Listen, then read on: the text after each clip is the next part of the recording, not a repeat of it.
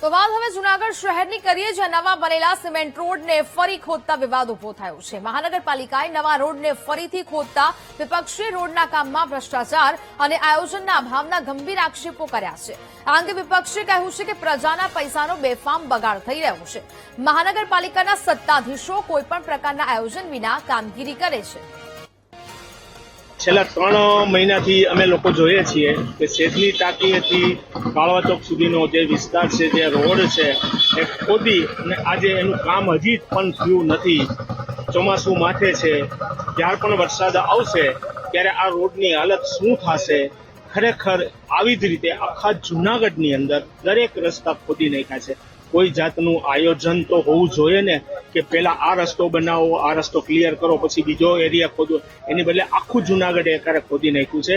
જૂનાગઢ મહાનગરપાલિકાના શાસકોનો જે વહીવટ છે એ કેટલા મહદઅંશે મોટા પ્રમાણમાં કથળી ગયો છે કે જે ગ્રામ પંચાયત હોય, ગ્રામ પંચાયતનો પણ વહીવટ સારો હોય ને બદલે આપણે જોઈએ કે અત્યારે જે જૂનાગઢ શહેરના નવા રસ્તાઓ બનાવવામાં આવે છે એમાં આપણે જોઈએ કે જે રસ્તા બની ગયા પછી 1 થી 2 મહિનામાં એ તોડી નાખવામાં આવે છે। તો શા માટે આવી પદ્ધતિથી કામ કરવામાં આવે છે હજી સુધી લોકોને સમજાતું નથી અને કરોડો રૂપિયા જે જનતાના ટેક્સના આવે છે એ વારંવાર આવી રીતના વેડફવામાં આવે છે। વિપક્ષ હરહંમેશ પાયા વિહોણા અને જે જમીની પ્રશ્નો છે એ વિપક્ષના નેતાઓને ક્યાં તો ખ્યાલ નથી અથવા તો કોઈ પ્રજાને ગેરમાર્ગે દોરી ગયા છે।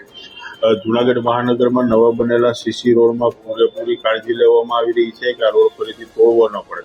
ક્યાંય વર્ષ, 1.5 વર્ષ, 2 વર્ષ પહેલા રોડ બન્યા હોય, કોઈનું ચેમ્બર જેટિંગ મારવા છતાં પણ એનો પાઇપ ક્યાંક એમાં બ્લોકેજ જોવામાં આવતી હોય તો એટલો નાનો એવો કટકો તોડી અને એમાં જે બ્લોકેજ દૂર કરવામાં આવે છે ને ફરીથી એ રોડને ફરીથી રીસર્ફેસ અને હતો એને પરિસ્થિતિમાં કરવામાં આવે છે।